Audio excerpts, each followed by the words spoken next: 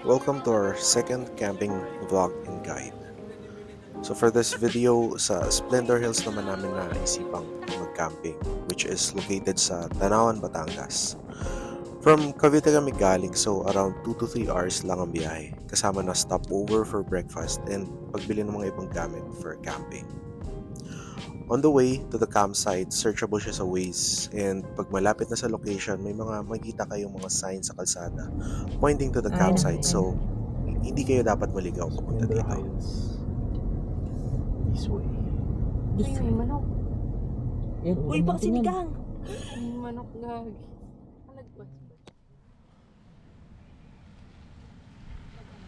Sa trail malapit sa campsite, just a heads up na may part na medyo steep and may malalalim na lubak pangat. Also, malambot ang lupa sa ibang parts ng kalsada. This could lead to your car getting stuck, pero tamang buwelo lang and take note na umiwas sa malalalim na butas and you should be good. Ito na si Ache the Vlogger. Go din. Nag-vlog na kami pre yung camping dyan.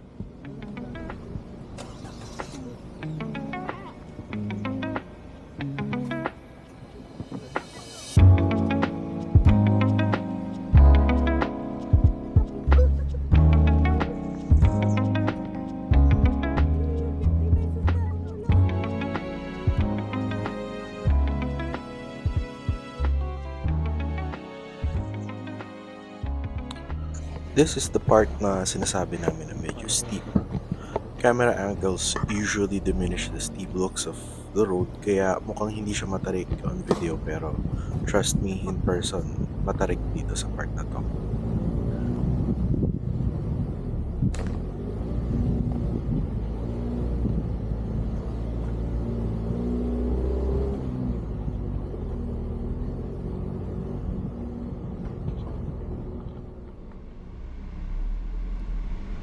Ay, maganda yung ginawa ni Jackie. Kukunin ko yung clip na yan. Oo, maganda. Maganda siya. Layo tayo konti. Oo. Ganda nga bumili.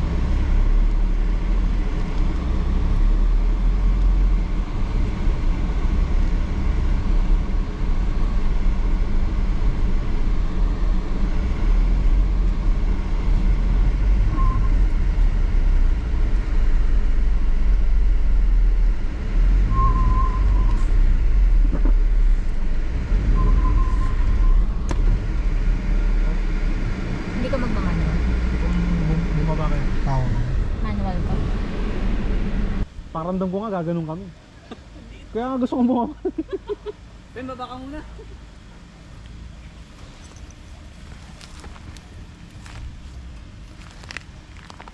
Dapat malayong buwelo pa to. Dapat dito sa damo eh.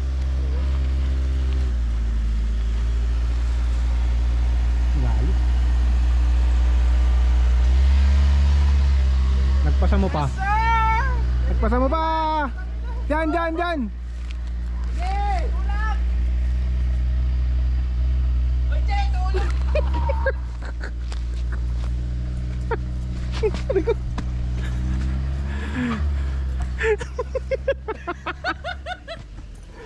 O, si Pem naman.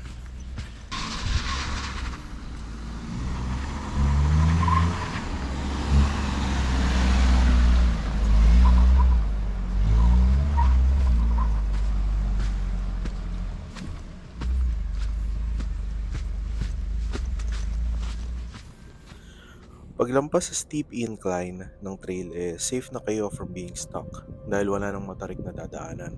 Smooth sailing na from here. Taking the nice view habang pangat kayo to the campsite. Panoramic view. Yan yung tawag ng owner sa view sa Splendor Hills. At the campsite, kahit saan kayo pumwesto, maganda ang view na makikita nyo. Later in the video, we'll show you the camp owner giving a quick intro of what to look for once at the campsite, the rules and such. Also, Alex, the owner, will accompany you to the ideal camping spot for your group. You'll feel very welcome pagdating nyo dito dahil very enthusiastic si Alex sa pag-explain ng mga bagay-bagay about sa campsite. Just a note, for prices, you can chat Splendor Hills via their Facebook page. Very responsive naman sila and mabibigyan agad kayo ng detailed price list. Nakadepende pa yun kung ang dala nyo ba ay sasakyan or motor. So, there's different prices for these. And decide na lang ako na huwag nang i-include dito kasi probably mag-change yun in the future. So, para mas accurate, much better na i-chat nyo na lang yung Facebook page nila.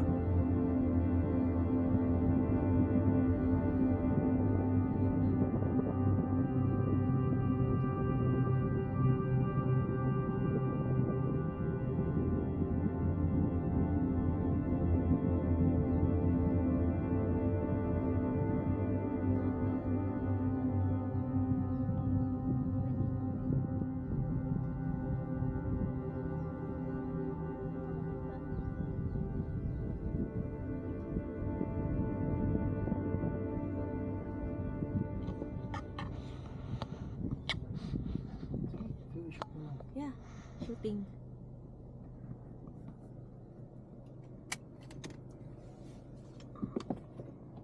Hi. Splendor Hills, what's your name? Gian. Gian, you booked for Splendor Hills to sleep over? We booked for 4 cars actually. 2 of them are coming up.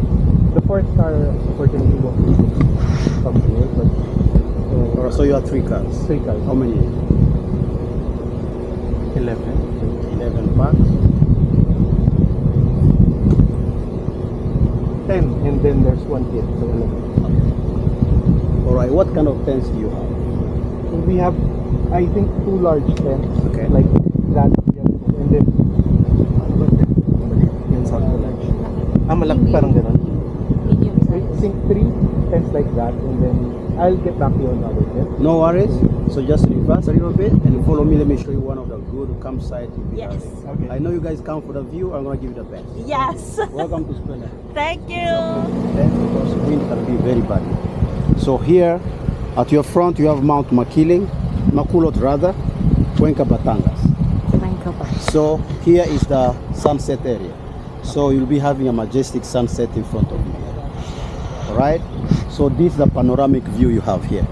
Alright. So you can walk with me here. Right now it's sunny, but after a few minutes it's not going bad. Okay?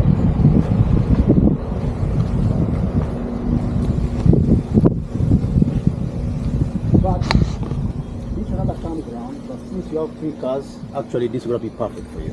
Another car will follow you, another one. So all this will be going to be your area here. Oh, okay. So one car will be after that, another one will go to the other side. So all this will be your camp area. 1, 2, 3 cars. So this will be your bonfire.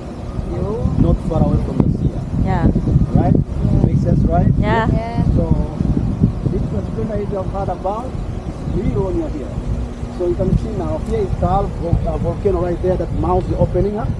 Around 5:30 in the morning, 6 in the morning, you will see some steam. But that's like a plume of clouds will be coming out, but you should be able to see that. Sunrise come from here. So you have the sunrise around 5:30 a.m. 6 p.m. is the sunset. So you should be able to see the sunrise and sunset. Yeah, so wind come from here and face the other side. So this is it. That's gonna be your bonfire. This is Splendor Hill. So that's Tagaytay Ridge over across the other side. Oh, yeah. So you can see the position of Splendor Hills is like in the best, right? So wind comes from all over here, everywhere, even from Tanay. There, Tanay is across there. You see those mountains, my friend? Yes, sir. Those mountains of Tanay there, okay, across there. That's Tanay you can see there. So Makati from here is just 1 hour away. So if you stand on that pass there, you'll be able to see the Banahaw and Sharamako there. So this is absolutely 360. What you see on video is different from what you find. So wind here never stops. It can destroy tents, damage tents. So we have, it's summer, you can see grass is dry. However, wind keep on going. Night can be crazy. So make sure you have good pegs. Cheap tents don't survive. If I can show you, a lot of tents have been damaged. Are these your cars? Yep. Yeah. So they're just gonna be. Yeah, and that's the other one. Abang pa ako nung Okay na yan. Kasi ano na, baby? Okay na to. rin naman nakasurvive mo yung mga tent. Oo. Sure naman yan. Swerte tayo.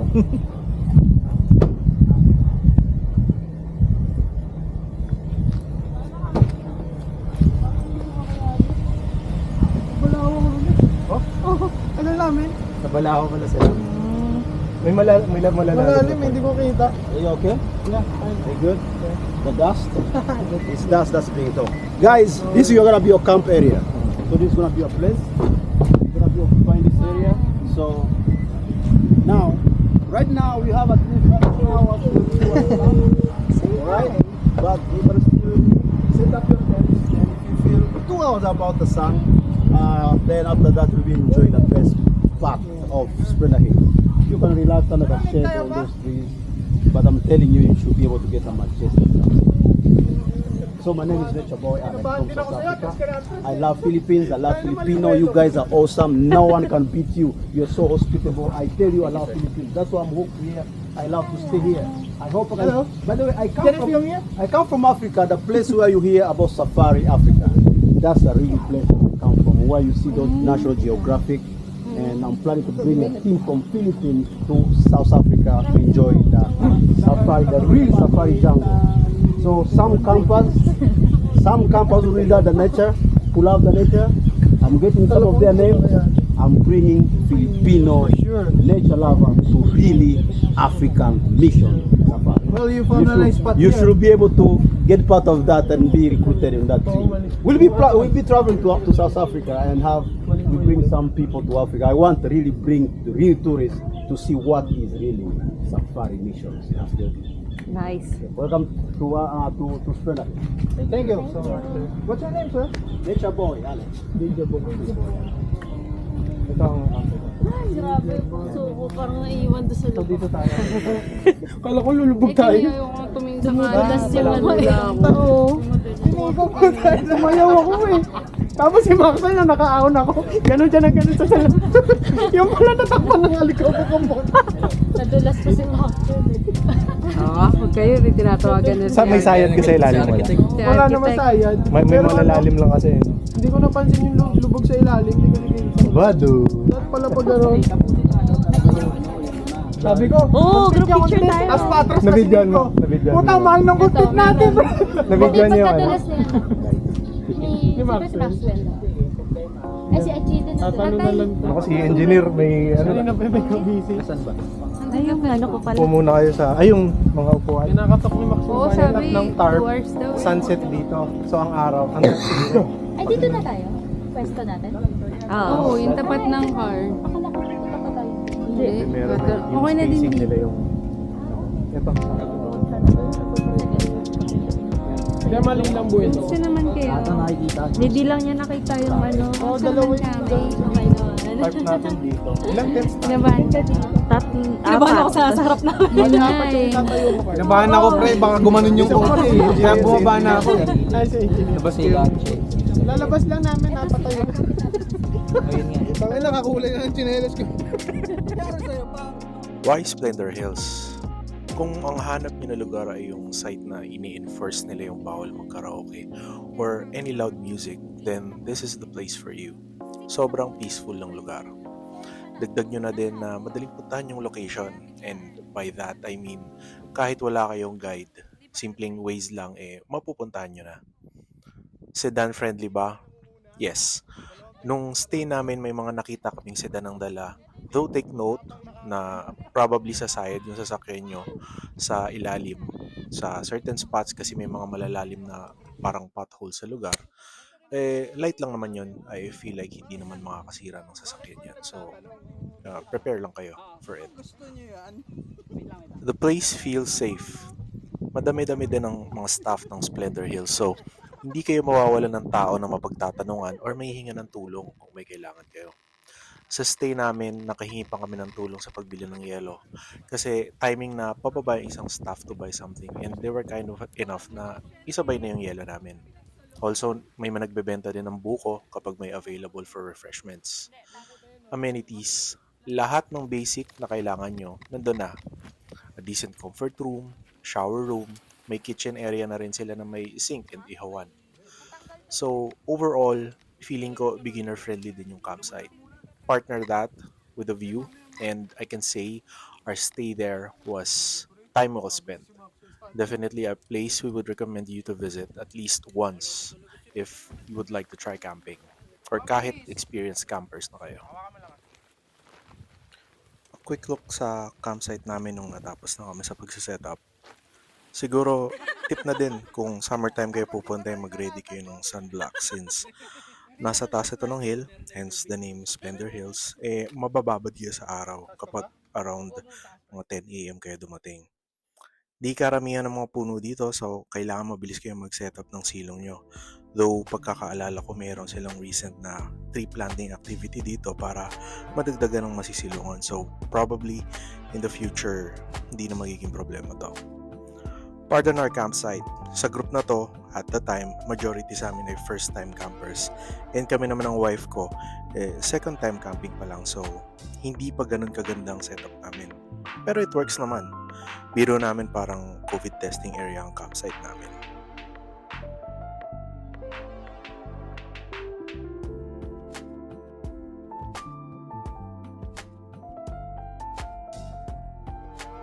Also, a quick peek sa kitchen area ng campsite.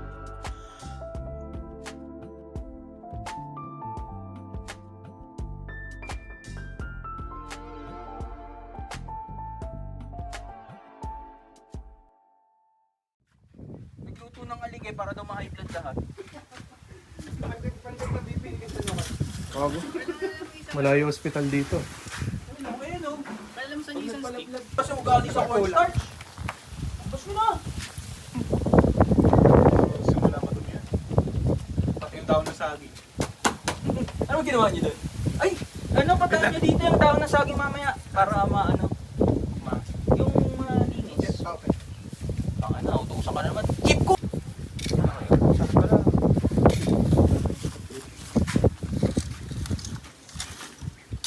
Cinematic. Cinematic inihaw. Cinematic tong. Cinematic fish. Sa gabi, presko dito sa campsite na to. Tuloy-tuloy ang hangin at sabi nga ng owner nung dumating kami, shit tents don't survive Splendor Hills. So, make sure quality yung tent nyo to withstand the continuous winds.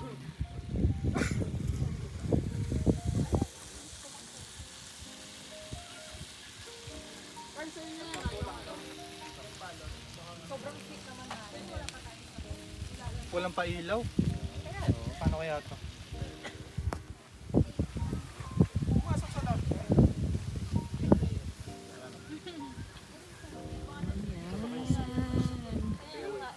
Ready na.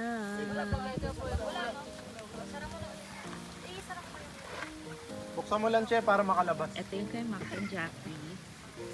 Cheng and Nico. Kami and Ache. Of course, Gian and Jackie kami. Tent namin. And kay Fem and Eliza.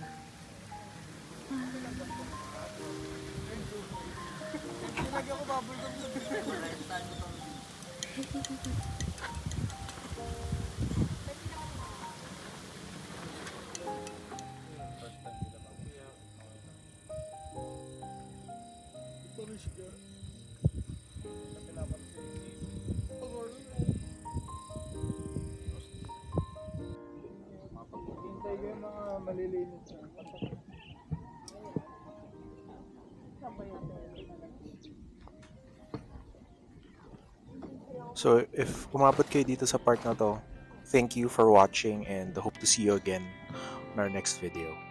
Bye!